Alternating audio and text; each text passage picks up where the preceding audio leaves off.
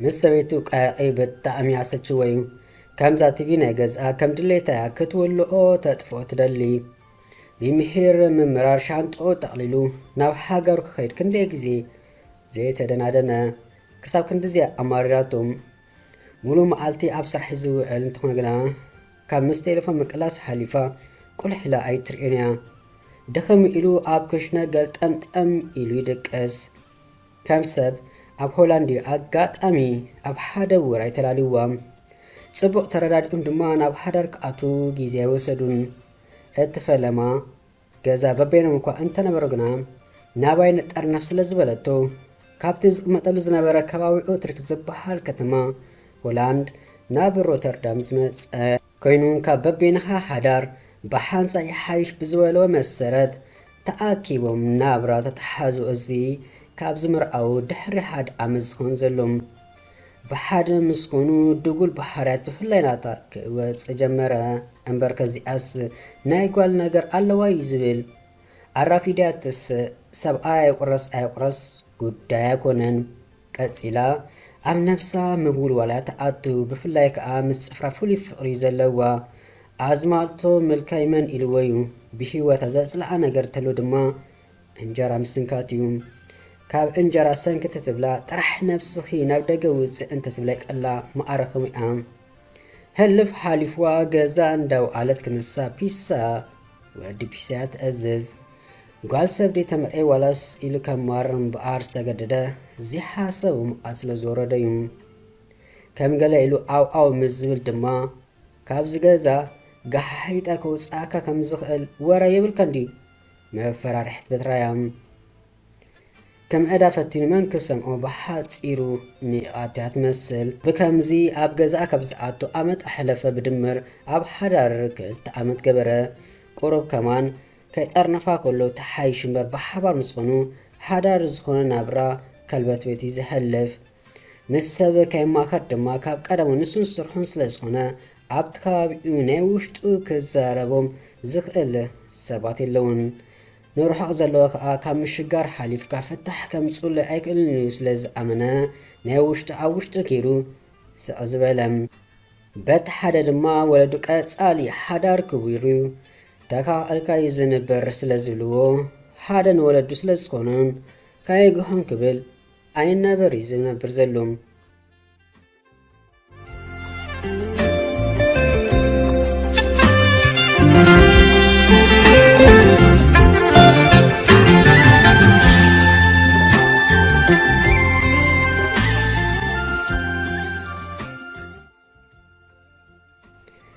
كم عملو كاب سرح تفديسو مقاصا كفيتو نابسال مس امرها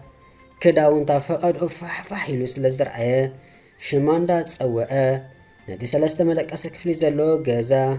مسناي كوشنا بينو محصب نفس شعام بحانسا كفيتو دالي مس انام ابيد اكيدا اندا بلا كدوللا جمره تصوق زقبلايلن كوينون موداتو تليفون رابري واتعات صوت ملسو داقما زقباليلن عبي كدا دا اندابلا بتقومي كابدو ناتي كداونتي اخاخيبو ابتناي رسح كداونتي زقمت اللوغو حافمو ان حادر زدن صبحراتا انداس دممو ناب قلت ام كشنا عبلم صنيحون كمفتان اديو علنقنا قوال انت بالكال قوال تمسكر شتا ما كنا دا ترافت ساعات إلو فرق ليت حالي فك أدام كنا جنا أيمت ساتن ولا قط أواي فلتو أنت نبرة نمن يحلفو كحبا كمش على يبكرن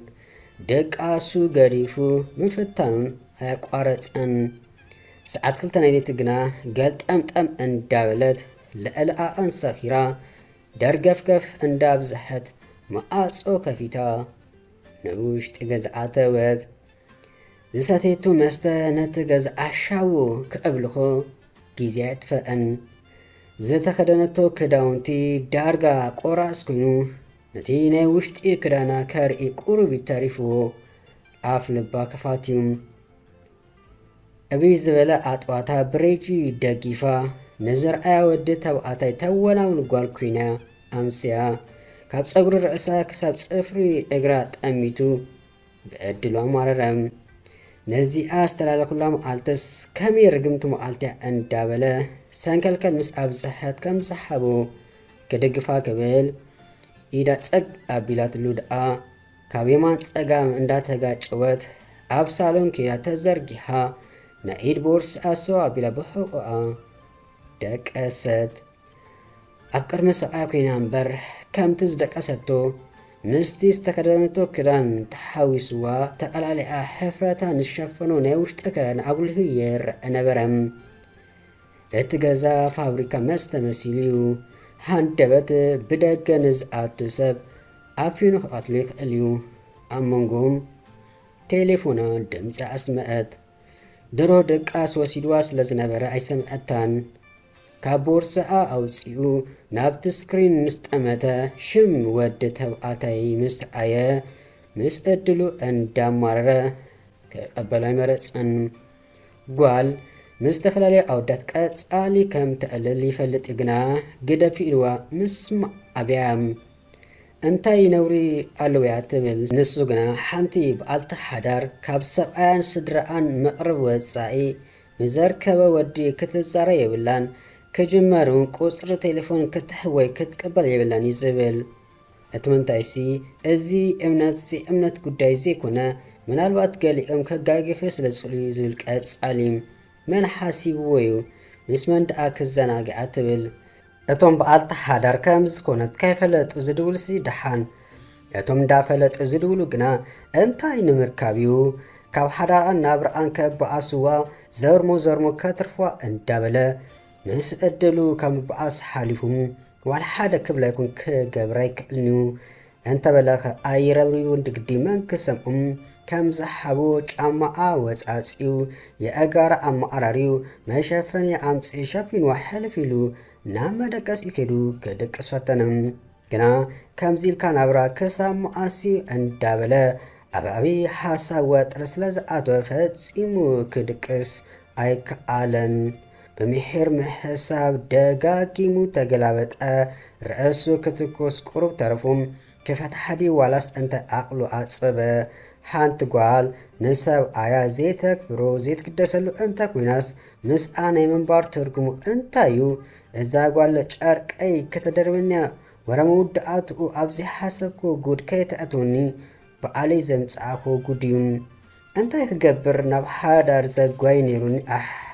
ቁሩብ ዘይፀንሕ ነበርኩ። ካብ ምዚኣ ምንባር መውዓልካ በዚ ሓዳር በይንኻ ምንባር ይሓይሽ ትውጋሕንዶ እንዳበለ የአለቢጡ መውዳእትኡ ድቃ ስለ ዝጠለሞ በጥዳኣ በለ።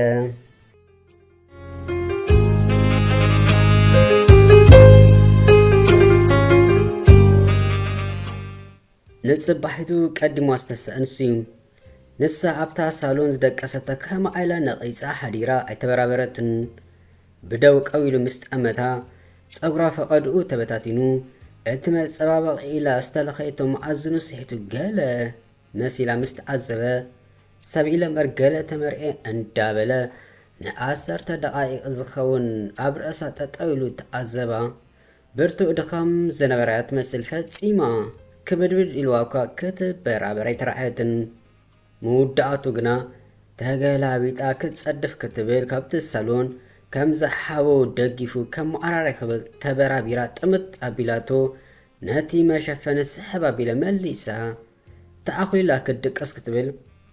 ኣትንኣኸብከ ኣበይ ኣምሲኺ ኣይመለሰትሉን። እንዳሰምዐት ኣፅቂጣ ኣትንኣኸብከ ምስ መን ይዛረብ ዘለኹ ኣበይ ኣምሲኺ ምስ መሓዙት ያምሲ ግደፈኒ በጃኻ ሕጂ ደኺመ ኣለኹ ኣይትረብሸኒ ኣንታ ሓፍተይ ሕጂስ እምበር ሰብኣይኺ ምዃኑ ይረሲእኺ ምስ መረሮ ነቲ ተሸፊናቶ ዝነበረት ካብ ልዕሊኣ ቦግ ኣቢሉ ምስ ኣልዮ ከጥሕሮ ከም ነብሪ ተወሪራ ተስአት። እንታይ ፀግምካ እንዳበለት ከተጓጠሉን ጀመረት። እንታይ እሞ ኢዱ ወስ ኣቢሉ ከላዳኳ ሓሲቡ እንተነበረ ገለ ኣብ እዝኑ ሕሽኽ ስለ ዝበሎ ግና መለሱም። heramannaba እንዳበለት ኣብዘ ሰይጣኑ ተእቶ ፈንጠርጠራ ብዝሐት ግና ፍጹም ኢዱ ኣዕለበላን እኳ ደኣ በንጻሩ ነፍሱ ከተሓላደ መሪጹም أنت خونا قلنا نسا موجاج قارصتن نسو كزارب كندزقبو نسا أبز حدرت حديرة توجج نبرد أتا حفتي بجاخ با حد أبلي أبي مسخيلو كي حتى كي معرك ندزي تجدر دعا مسبلا أبزم سخو يمسي أنت يملتك كتكا كتبل يا كابو أحلف قد إلا كنا أب أفوز درقو حتلوم نزا حدار أيدلين يخمش مسبلا منقستي خولاند دوي ولا لي أنت يخا كي ترفني حدار تبل سقيلك 10 تجزي باح انت زي لكاكو شانت هايسكا كتو صدق إليها أي أبزخونكا أيتربشني تملي سارعة تشافينا دك أسد ناي منقستي جنزب تأمامينا كاموت بالكمزة لا يتأفقون هذا أوالد كال إيسي ترف منقستك حجزنا يخيل يزول إمنا سلازلون بزعا فتح قلا أدد كم زي بدن يفلت يوم قنا ود سب بجنزب طرح كنا بريخ الدو ساب أيكا كمل ألقى طرح دخات دليو دحر مسؤوم مستفحاتك السقيلة دا فالول كتكون والاس بزي زخون ودك تحلفو زخون ود تبعاتي انت أتودك نسوس كم ساب أي نبر وددو أيكونن كساب أتودي تبعاتي أمن عشا غاريز يكونا هدار بحالاي كابكونس نايمنتاي تسقع فرع إذن ود خمزن عند حاسبة زيقبرو تأفئو أعلبت نشمس أرفتو معالتك أداميو كندت السئلة غزا تمسلو مليسا كرويلاد عدك أسد حاسب سلزي بلاون عشاويو دك أستاليموا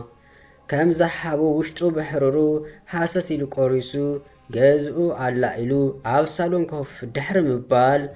ريموت ناي تيفي على إلو ناو يوتيوب أبيلو ناي تقرنيا دراما أبكرميز أنحو مريسو اندار أي كلهم نتيس تشفنتو بحيلي جنسل أبيلا كسادا قرب حاف أبيلا مسلنا يكفو أتعمامة أتانا أحاكي زيتا دكساني كزيتا بلا دفنا با كندكس كونين كخامش مسبلتو أنا دو اندابل مس نفسو سقد أمرز أدفعي وي كسا بلا سبدا كيسو عيتبل جلسي ساعات أسرت حدا قدم أتريقصو قريبيون أنت حمام يبحل ودي اندابلت دقاقي ما مس أفتتلو كيفتو أطفئوا كابت سالون تسيو جاكيتو دربوم ندق وسيو اقرو نابز مرحو أب حاساب تحيلو سقيلو كقواز أبناي أقار مساقر زيبراكو أنت هنا سيما فروغناك أي حواليو كساقر كبل ماكينا نسكلا سلسحاتو بزي لبونا دحري تمليسو 10 تجزي بس مقام اندابلا كما أتب سمعتو حانتي دحان دخل زحاوي بلتو كاب صفر اقرا كساب صغر رأسا زتا شفنت مجو تقوان دحانيلو قدفوا كيد نعاد أنا بيكت كيد كمزيلكا نعبجا حنساب تراغا مسبلتو نسا ترحزيكو نسي عبتكابي زنبر بزوحا سبات سنبيدوميم أوروماي لكي ماتو ترحيون زبلو زنبروم كم تزبلتو أبتنا أوتوبوس متصابي كوف مبلو كوفيلو ماين دا ستايا كراغا قافتنام قال لمس محازقا حديرا نتصبحيتو سنبت باتا كرستان نمخاد اندا محازقا اندا كدت كالي رخيباتهم ناقات أمو كينون حو وقت سلازي سنحات كوفيلا كتألو مس جمرات أتي عوشتو عقيرو زنبرمو نفيهو كتكسو قرب تاريفو زنبرا چنكت حساب زسامو سلزرخبا ولا دعشقو يلا لا دا أمبر عوصيو بقا الرقفوم قوال تقريما كمزخ ألو دي اندابلت كتسامو دحر مصناح بتعامي عدنقصا تسفا قرص كمزيبلو كاب نقر رحقو مفتح كناديلو حونتاوي مخري لقستلوم سلاتي تقديسا سمعتو بتعامي أمسكنا مسابيتون اندان نسعر مسقدلو دقاقيمو أمارر لبونا أيتسألون رات كمزلوا برقات محلاون نحوتو تسفحابوم أزراربا قوال حدا زبلتن نفسو كفتو تسانك على دما حيوات زرعا نمن بارزت تباو أنا برام ካብቲ ዝነበረ ወጥሪ ተገላጊሉ ደጊሙ ኣመስጊኑ መመንገዶም ገበሩ ዋላ እኳ ነጊዜኡ ንሰበይቲ ረሲእዋ እንተነበረ ተመሊሱ ኣብቲ ገዛ ክኣቱ ምዃኑ ምስ ፈለጠ ሕጂ ገጽ እዚኣ ከመይ ኢለ ክርኢ እንዳበለ ካይፈተወ ኮለል ምባሉ ደኣ ቐጸለም ኣብ መንጎ ግና ቴሌፎኑ ድምፂ ኣስመዐት መንዳኣሉ እንዳበለ ካብ ጅቡ ኣውፅኡ ምስ ተኣዘበ ሰበይቱ ነበረት እንታይ ኮይና እንዳበለ ካይፈተወ ተቐቢሉ ሄሎ ምስ በላ ክትመጽእ ከለኻ ዝኾነ ዝብላዕ ተማልኢ ኸኢላ ቴሌፎና ኣፀወት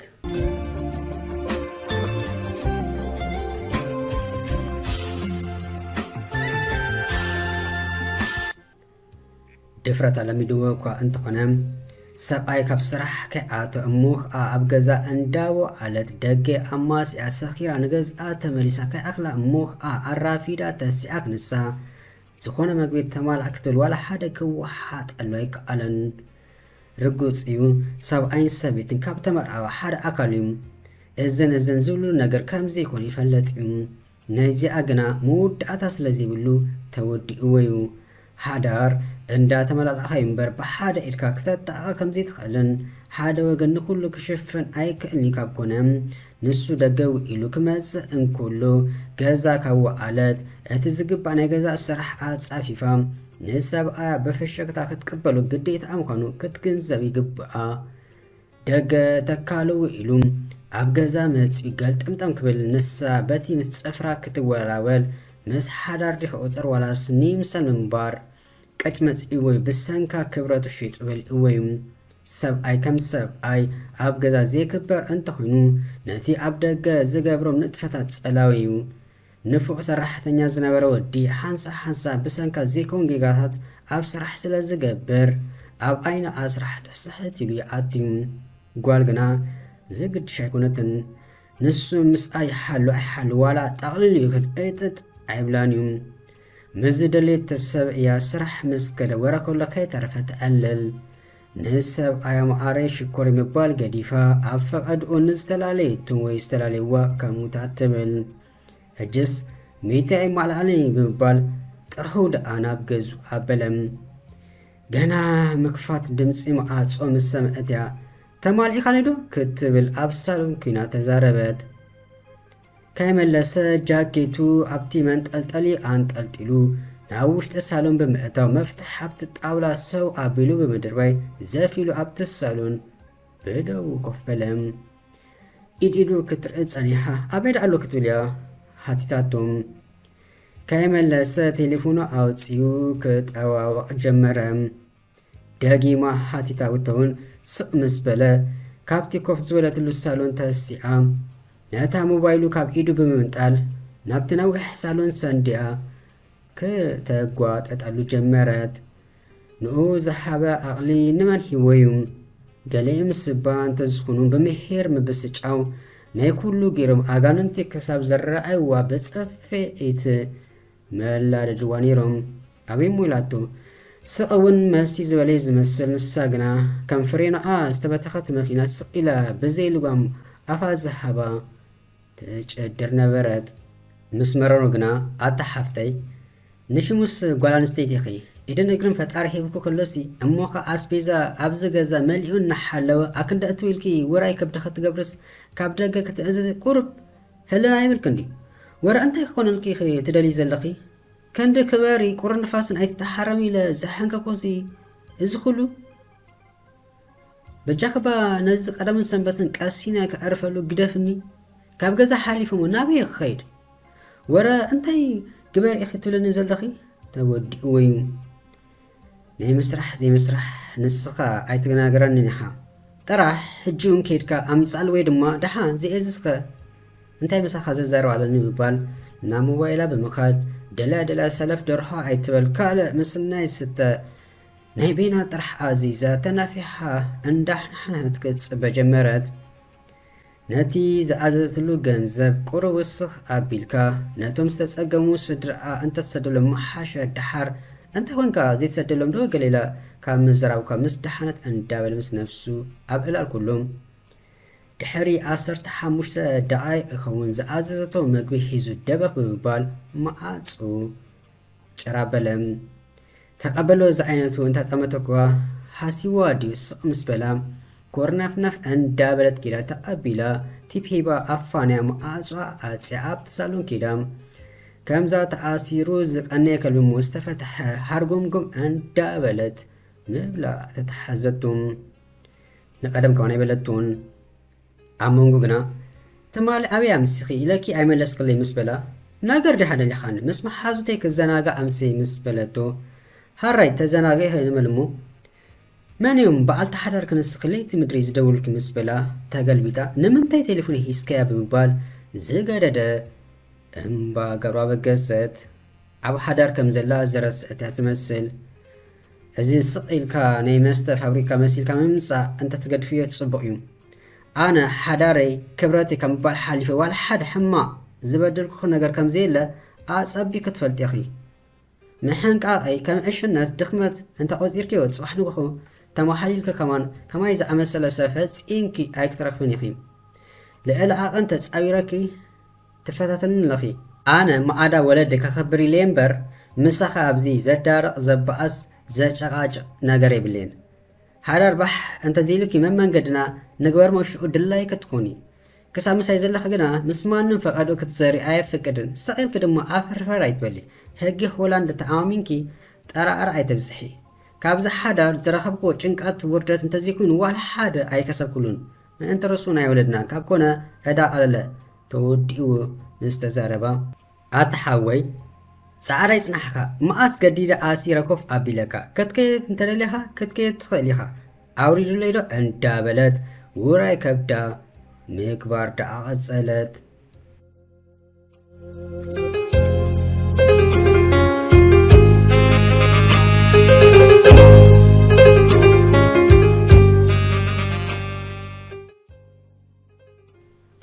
ሃንደበት ካብ ስራሕ ተፈዲሱ መኪንኡ ስለዝተበላሸወት በቲ ናይ ከተማ ሜትሮ ዝበሓላ ባቡራት ጊሩ ንገዝኡ እንዳከደ ኩሉ ሰብ ክተወርድ ክተድይብ ደው በለትሙ ሜትሮ ጉዳያ ጌራ መሊሳ ተበገሰት ትኾነ ግና ካብቶም ዝፀዓነቶም ሰባት ነታ ኣቐዲሙ ዝተበለለ ጓል ጽኢና ነበረት መጀመርታ ንሳዳ ኣይኮነትን ኢሉ ቀዊሉ ከጥመታ ድሕሪ ምጽናሕ ነሰያ ስለ ዝበለ ቤኑ ተጸጊኡ ኮፍ ኢሉ ስለ ዝነበረ ነታ ዳዊላ ዝነበረት ጓል ፀዋኣም ፈፂማ ፈለማ ኣይረአቶ ነይራ ሽማ ክፅዋዕ ምስ ሰምዐት ብስምባደ ቁልሕ ምስ በለት ነቲ ዘረጋግአቶ ወዲ ምስ ረኣየት ብፈሸክታ ናብኡ ምኻድ ምስናይ ክምስተኣ ኢዳ ንሰላምታ እንዳሰደደት ከይዳ ደኣ ኣብ ጥቕኡ ኮፍ በለት ኣላውካ ነቲ ፅቡቕ ዝገበረትሉ እንተዘይርስዑ ደጊሙ ከረኽበ ዝብል ግምት ኣይፀንሑም እንታይ ከም ዝኾነ ግና ክሪአን ውሽጡ ናይ ሓጎስ መንፈስ ክስምዖ ሓደ ኮይኑ ዋላ እኳ ንመፃምድትኻ ምስ ዝኾነ ሰብ ምውዳርን ምንፃር ፅቡቕ እንተዘይኮነ ንእሳን ሰበይቱን ግና ክልተ ጫፋት ዓለም ምዃኑ ክግንዘብ ስለ ዝኽኣለ ኣስተማሲሉ እዩ ህደኢላ ትዛረብ ምሱ ከዓ ብስል ዝበለ ዘረባን ተስፋ ጥራሕ ዝሽትት ነቲ ተደፊኑ ኣልታዊ ጥራሕ ዝረአሙ ዝረግፆ ዘበለ ጸልማት ዝመስሎ ኣተሓሳብ ቦንቂሩ ኣልዩ ውሽጢ ወዲ ሰብ ብርሃን ዝመልእ ምቁር ዕላሊ ዘለዋ ከኣሉ ድሕሪ ምጽናሕ ደሓይ ሰበይቲ ምስ ሓቶ ከይፈተወ ኣብ ምስቲ ምሳል ዓተወ ክገዳ እምበር ክሕሻ ከም ዘይረኣይ ሓበራ ኣብ ፈጣሪኡ ኣሚኑ ብጸሎ ተስፋ ካይቆረፀ ናብ ልባ ንክትምለስ ክፅዕር ከም ዘለዎ ነገረቱ ንሱ ግና ኢልወዩ ልዕሊ ኣቕሙ ተጻዊርዋዩ ፍቕሩ ለጊሱ ከክብራ ፈቲኑ እንትኾነ ግና ነዚ ብዙሓት ዝምነው ዕድል ምሳሓ ዘሎ ወርቂ ዳርጋ ጨርቂ ግዲ ሓሲባ ተፈጺማ ኣይትግደሰሉና እዚ ናይ ብዙሓት ሰባት ጊጋ እዩ ኣብ ክንዲ ምሳኻ ምስ ዘሎ ሰብ ብዘይቃለ ዓለም ከይተፀባፀብካ ተኸባቢርካ ሂወትካ ትመርሕ ሓደ ነቲ ሓደ ምስኡ እንከሎ ካልእ ከምኣሉ ይስዕኖም እቲ ዝኸፈ ነገር ድማ እቲ ሰብ ካባኻ ምስ ዝርሕቕ ተጠኣስ ምዃንካ እዩ ንሳ እውን ነዚኣ ብኣብነት ኣሰንያ ዘስምዐቶም ብኡ መጠን ድማ ዕላሎም ኣዝዩ መቀረ ግና እንታይ ሞዓበስ መውረዲቱ ኣኸለት ስቒሉ እንተዝቕፅለ ይምፀልአን ዘይ ኣብቲ ገዛ ነግራም ሰበይቲ ብፀባ ገፂያ ክትቅበሎም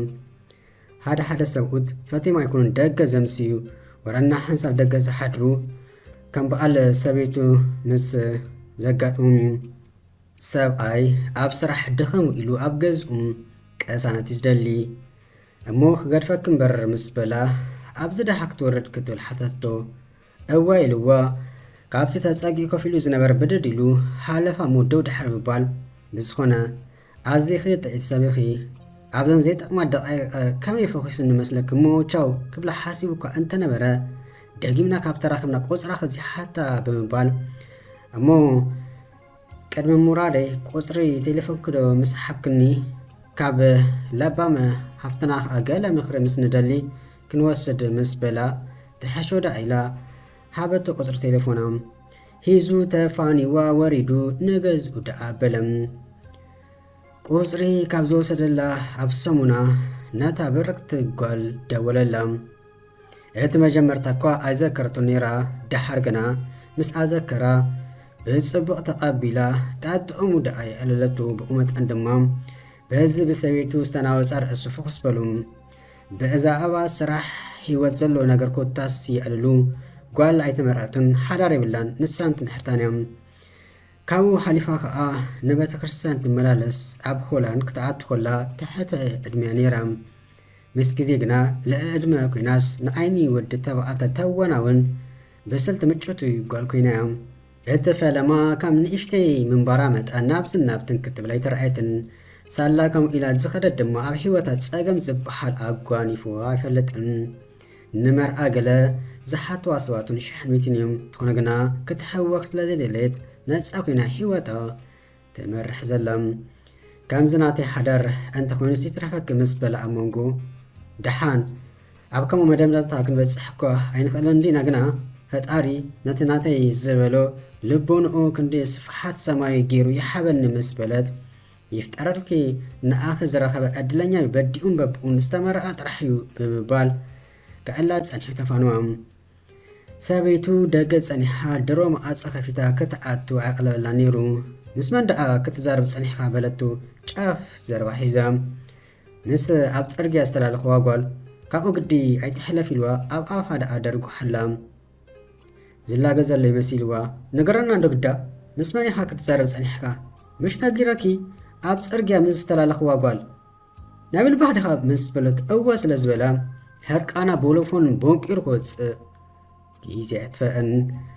ገረ መዛራቢ መቋዕቂ ኣርእስቲ ረኺባ ሕጅስ ከዓ ንኣይ ኣብዚ ኣቐሚጥካ ምስ ካልእ ጓል ክትዕልል በቃ ነዚ ገዛ ክልተ ገበረቶ ኣይተሓዝኑ በለት ሓፈጠ ኣብዝሐት ክሳብ ካልእ ከተማ ዝስማዕ ኣውኣው በለት ትኾነ ግና ስኢሉ ካብ ምስማዕ ሓሊፉ ኣይመለሰላን ናታ ገዲፋ ትዛረብ ዘላ መዓልታዊ ዓሰርታት ኣወዳት እዮም ዝድውሉላ መዓረ ሽኮረይ ንስኣይ በዚኣ ኣቐሚጣ ክትብል ትውዕል ንሰያ ኣብ ነብሳ ምስ በፅሐ ግና ምሽካማ ኣፀጊምዋ ተኣገርግር ዘላ ሓቅኻ ፀጊብካ እንዶ ገለ እንዳበለት ምስኪና ወዲ ዘየዝነበትሉ ፀርፊ የለን ኣብ ኤድንኡ ዝሓበ ዓቕሊ ኣብ ፅርግያ ዝተላለኽዋ ጓል ኢልዋ እምበር ካልእ ዋላ ሓደ ዘውፅኦ ዘረባ የለን እንታይ ሰሚዓ ተዓፍር ኣላ ይርድእ የለን ምስ መረሮ ግና ኣቲ ሰቒልክስከ ኣፈርፈር ኣይትብዝሕ እንታይ ዶ ከገብር ርኢኽኒ ኺ ምስ በላ እንታይ ሞ ንስኻ እምበር ንገረኒ እምበኣር ንኣይ ኣብዚ ኣቐሚጥካ ውሽሟ ለሚድካ ምስ በለቶ ግና ንሱን ዝተወድኦ ዝመስል ሕርሕራይ ገይሩ መወዳእቱስ ብፅፍኢት ክሳብ ዝዞራ ደኣ ኣላ ደዳም ጓል ዝገለደ መፍቶታ ረኺባ ሕጅስ ከዓ ሓሪምካን እንዳበለት ኣብ ቤት ሮኺዳ ገፃ ምስ ተኣዘበት ግርም ገይሩ ስለ ዝፀፍኣ ስምብራት ኢዱ ኣብ ገፃ ተሪፉ ነበረ እውይ ንኣኻ ደኣ ፖሊስ ፀውዒ ዘእስረካ እንዳፈከረት ከምታ ዝበለታ ፖሊስ ፀውዐትሉ መጪም ድሕሪ ሕጂ ክሓርማ ከም ዘይብሉ ኣጠንቂቖም ሰደድዎም በቃ ካብዚኣ ዝሓርማ መዓልትን ይኔ ጓል ፈፂማ ድቃስ ከልአቱ ንሓንቲ ደቂቕ ኣብታ ገዛ ቀሲኑ ኮፍ ምባል ተፀገመ ህልፍ ሓሊፍዋ ኮነኢላ ንኣ ጥራሕ ዝኣክል ምግቢ ሰሪሓ ካብ ስራሕ ተፈዲሱ መፂኡ ክንሱ ንበይና ቀሪባ ሕንስስ ኣቢላ ትበልዕ ኣብ መሕፀብ ነብሲ ኣትያ ፈሊጣ ትድንጊ ኣብ ሸዋ ከምኡ ብሕፀር ዝበለ እሾኻ ኮይናቱ ኣማራፂ ስለሰኣነ መውዳእትኡ ቅድሚ ኣብ ዘይተደልየ ነገር ምእታው ክፋታሕ ከም ዘሎ ምስ ነብሱ ተረዳድአ ነጊዜኡ ክሳብ ዝፋታሑን ካብኣ ክርሕቕ ወሰነ እንተኾነ ኣብ እንዳመን ገዛ ክኣቶ ኢሉ እንዳሓሰብ ከሎ እታ ብርክቲ ጓል ዘላቶ ሓንቲ ኣማራጺ ምስ ተሰርሑ ኣገናዚዩ ንሳምኾኑ ስለስተገንዘበ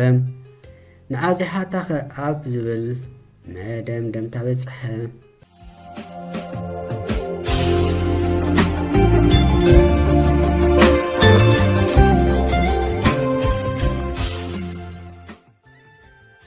ደው ኢሉ ምስ ሓተታ ዋላ እኳ መጀመርታ ብቐሊሉ ክትቀበሎ እንተዘይከኣለት ግና ድሓር ኣብ ዘይተደለየ ጸገም ካብ ዝኣቱ ሕጂ ምሕጋዙ ይሓይሽ ስለ ዝበለት ሃራይ ኣብ ዝብል መደምደምታ በጽሐት።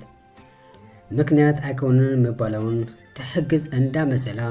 ኣብ መንጎ ሰብ ሓዳር ከይተኣቱ ክቕጽል ድማ ማዕረክንዶ እሙቕ ዝበለ ሌላ ስለ ዘይብሉሚ ትኾን ግና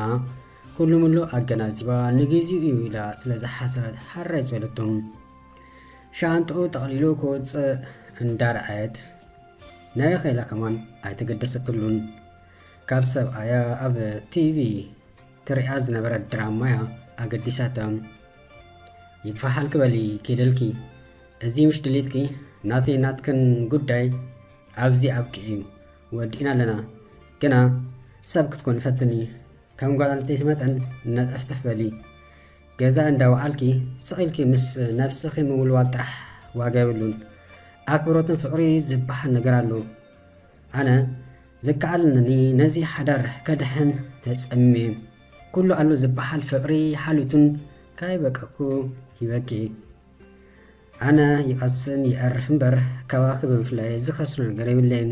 እንተ ንስሕ ግና እንታይ ከም ትኮኒ ክርኢኪና ግና ከም ምሳይ ህይወት ንገለ ጊዜ ከም ዝሕለፍክ መጠን ከማኽረክዶ ዝነፈሰ ጎማ መኪና ኣበይውን ኣይበጽሕኒ። ኣተሓሳባኺ እውን ከምታ ዝነፈሰት ጎማ እዩ ዘሎ ክትርመስ ኢኺ እምበር ብዘለኽዮ ደረጃ ኣበይን ኣይክትበጽሕ ኢኺ። ሕማቕ ኣይኮንኩን ዝምነ ዘለኹ ተበራቢርኪ ንመጻኢ ህይወትኪ ዝሓሸ ናብራ ክትመርሒ ዝምዕደክ ዘለኹም። ካብ ዝተረፈ ግና ናተይ ናትክን ነገር ኣብዚ ትውድእ ብምባል ክዳውንቲ ዝመልአ ክልተ ሻናጥኡ እንዳጎተ ደኣ መዓጾ ከፊቱ ወፅም ሓሲባቶ ድያ እሽነድዩ ንዕቐት ዋላስ ግርሕነት ክፍኣት ከይደኻ ይብለኒ ጽርግፍ በል ክትብል እያ ተሰሚዓም ንቓል ዓለም ኮነ ኣበጃኻ ክትብል ኣይተሰምዕት እንተርኣየትን በቃ በታ ዝወፃ ደኣ ናብታ በረክቲ ጓል ከይዱ ተዓቐበ። ወዲ ኣብ ናይ ክልተ ሰሙን ጽንሖቱ ምስታ በረክቲ ጓል እንታይ እዋኑ ነብሱ ተመሊሱ ሰብሰብ ጨንዩ ይገርም እዩ። ጓል ጽቡቕ ጌራ ሒዛቱ መግቦ ኣብ ሰዓቱ ትቐርበሉ ክዳውንታ ሓፂባ ተስታረሉ እንታይ ከዘይትገብረሉ ብነብሳ በረክቲ ገይሩ ፈጢርዋ ገዝኡ ክምለሱን ካብ ምውዓድ ኣደዩ ኣለትን ግና ገነትን ሲኦልን መን ኣራኺቦም ነብሪ ጎይዎ ከማን ናብታ ገዛ ኣይክምለስን እዩ። ኣብ ስራሕ ፈዘዝ የለ ገለመለ በቃ ውሽጣዊ ሰላም ረኺቡ ጉዳይ ምፍትሑ ደኣ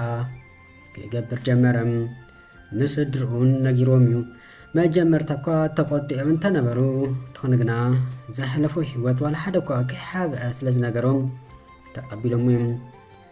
ሰበይቱ ገፊሕላ በቃ ሕልፍ ሓሊፍዋ እውን ኣወዳት ገዝኣ ክተምፅእ ጀመረት። ናጽነት ዝረኸት መሲሏ ከምዛ ዝተፈተሐ ከልቢ ኔው ነጀበለት ከንቢቴ ኣንደረት ዘቋያኣ ዘይብላ ነዚ መስተ ተተሓዘቶ ሰክረምና ድሌታ ምግባር ተተሓዘቱ ንሱ ናብርኡ የዕሪ ንሳ ድማ ህይወታ ቁንቆል ኣፋ ተተኽላ ጊዜ ተመጢጡን በቲ ዝጀመሮ ናይ ፍትሕ መስርሕ ኣብ 6 ወርሖም ተፋትሑ ሙሉ ብሙሉ ካብኣ ነፃ ኮነ።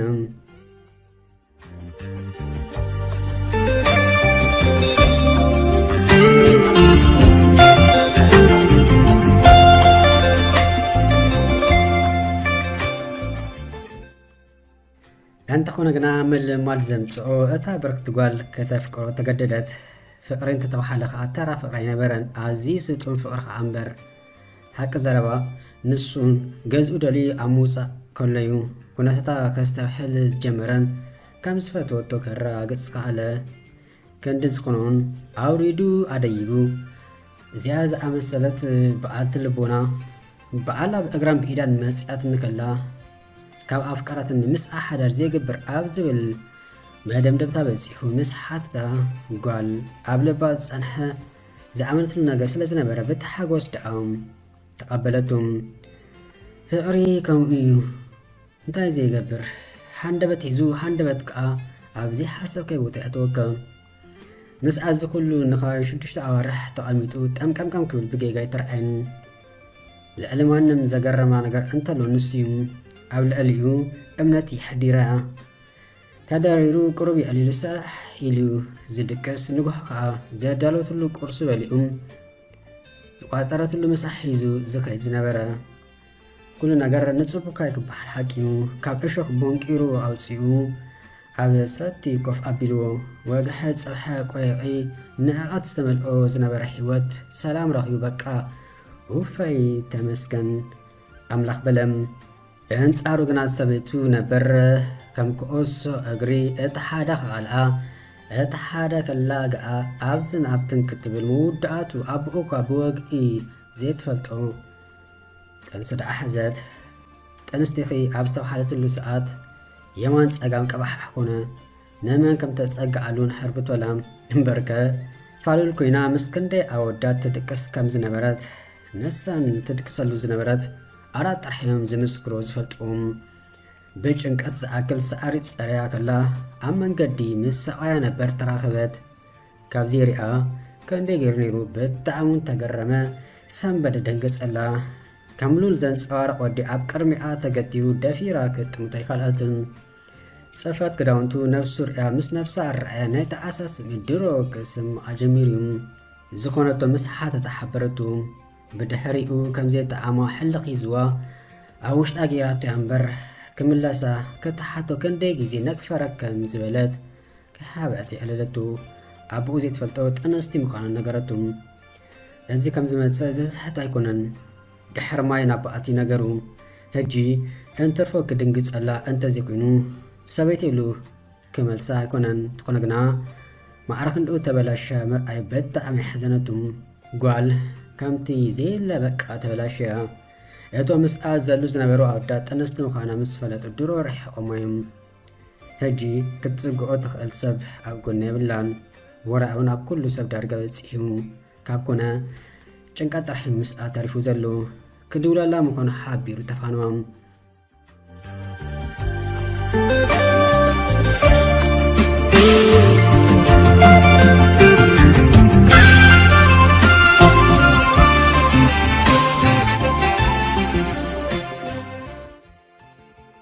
ገዛ ከይዱ ነታ በረኽቲ ኣፍቃሪቱ ምስ ሓበራ ክትሓገዛ ከም ዘሎ በቀልዕና ሓበረቶ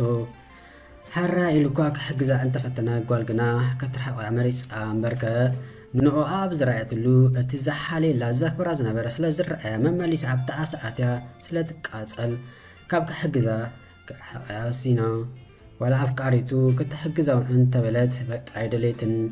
ዝኣክሎም ፈቲኖም ገጽ ምስ ክልአቶም ግና እንታይ ክገብርዋ ገደፍዎም እንተክልቲኦም ግና ደስ ዘብል ፍቅሪ መስሪቶም ናብራ ሓደ ኢሎም ተተሓዙ ገዛ ዘልዩ ክወፅእ ዝሓሰቡን ገዛ ጋዛኻ ስለዝተባሓሉ ከም ኣሎም ዳዓፀሉ እንተ ሰበይቱ ነበር ግና ወዲ ወሊዳ ኣብኡ ምን ከም ዝኾነ ኣብ ምፅርያ ነበረት ህይወት ከምኡ እዩ ኣብ ጥቓኻ ዘሎ ፀጋ በረኸት ብግቡእ ምጥቃምን ተመስገን ኢልካ መሓዝ ተመራፂ እዩ ኣብ ጥቃና ዘሎ ወርቂ ከይረኣና ሉል ክነናዲ ሓሶ ንብል እንተኮይና መወዳእትኡ ጨርቂ ሒዝና ጥራሕና ንተርፍ ምሳኻ ዝገጥም ሰብ እንተራኺብካ ሓዳር ጽቡቕ እዩ ትኾነ ግና ትርጉም ሓዳር ተረዲእካ ክትኣቱ ተመራፂ እዩ ስለ ዝፀመውካ ጥራሕ ክትምርኦ ይብልካን ሕደ እምባል ጽቡቕ እዩ ዝረግአ ፀባ ርጎዩ ጽዩ ምናልባት ክትምርኦ ደሊኻ ደንጊኻ ኸውን ግና ፈጣሪ ንዝሓሸ ናብራ ህይወት እንዳዳልወካ ምዃኑ ክትዘንግእ ይብልካን ኣብ ሓዳር ምስኣትኻ እውን ተኸባቢርካ ምኻድ ናይ ለባማት ምርጫ እዩ እንተ ደቂ ኣንስትዮ ብፍላይ ሕጊ ንኣና ዝሕግዝ ኢልክን ብጌጋ ነቲ ሕጊ ኣይትረድኡን ካብ ሕጊ ዝበለፅ ሕልናን ክቡር ባህሊ ኣሎ ካብ ኮነ ባህልኽን ከይረስኣኽን ከይተፃእትክን ግና ሰብኣይክን ብግቡእ እንዳኽበርክን ነበራ ካብ ዝተረፈ ግና ሰኣን ተገዳስነት ግን ዘርሙ ከይተርፋ እንተንሱ ግና መወዳእትኡ ተቕስኑ ረኺቡ እዩ።